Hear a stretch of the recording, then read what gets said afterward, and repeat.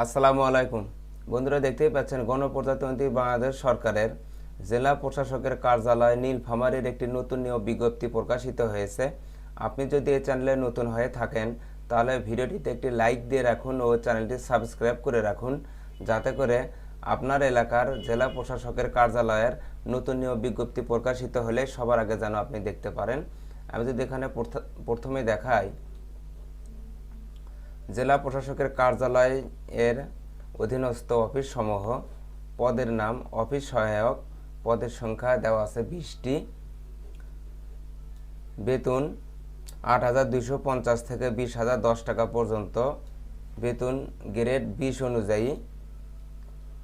এখানে কোনো শিক্ষাগত যোগ্যতা ও অভিজ্ঞতা কোনো স্বীকৃতি বোর্ড হইতে মাধ্যমিক স্কুল সার্টিফিকেট বা সমমানের পরীক্ষায় উত্তীর্ণ, অর্থাৎ আপনারা এসএসসি পাশে আবেদন করতে পারবেন। এরপর দেখুন 2 নম্বর নিরাপত্তা প্রহরী, পদের সংখ্যা দেওয়া আছে 13টি, বেতন 8,250 থেকে 20,010 টাকা পর্যন্ত। এখানে কোনো স্বীকৃতি বোর্ড হইতে মাধ্যমিক স্কুল সার্টিফিকেট বা সমমানের পরীক্ষায় উত্তীর্ণ, অর্থাৎ এখানেও আপনারা এসএসসি পাশে আবেদন করতে পারবেন। এরপর দেখুন পরিচ্ছন্নতা কর্মী, পদের সংখ্যা দেওয়া আছে 2টি, বেতন 8,250 থেকে 20,010 টাকা পর্যন্ত।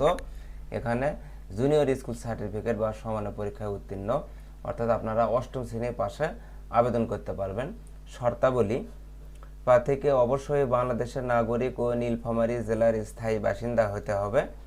একজন প্রার্থী একটির বেশি পদে আবেদন করতে পারবেন না।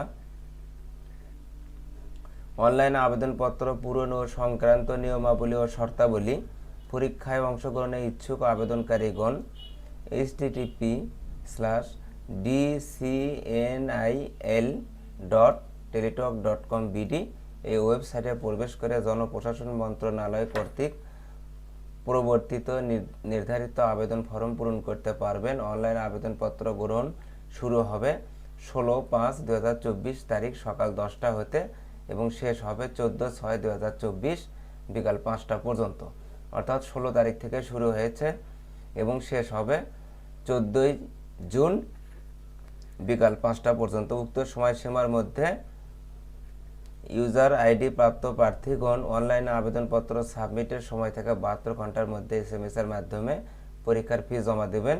আপনারা আবেদন করার আগে সার্কুলারটি আপনারা ভালোভাবে দেখে নেবেন।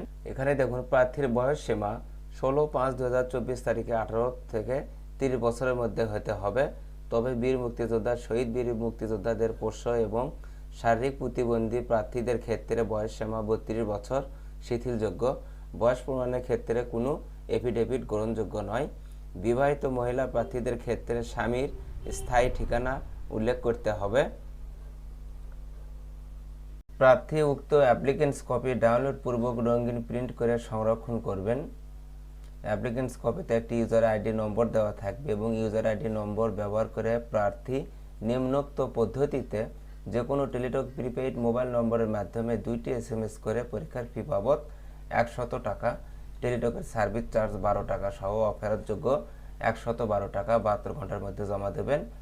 এখানে বিশেষভাবে উল্লেখ্য যে অনলাইনে আবেদনপত্রের সকল অংশ পূরণ করে সাবমিট করা হলেও পরীক্ষার ফি জমা না দেওয়া পর্যন্ত অনলাইনে আবেদনপত্র পূর্ণ অবস্থাতেই গৃহীত হবে না, অর্থাৎ আপনাদের আবেদন করতে 112 টাকা পরীক্ষা ফি এটা আপনাদের লাগবে এবং সাবমিট করা হলেও আবেদন যদি আপনার সাবমিট করা হলেও পরীক্ষার ফি জমা না দেওয়া পর্যন্ত অনলাইনে আবেদনপত্র কোনো অবস্থাতে গৃহীত হবে না, অর্থাৎ আপনাদের 72 ঘন্টার ভিতর আপনারা পরীক্ষার ফি জমা দেবেন আবেদন করার পর থেকে।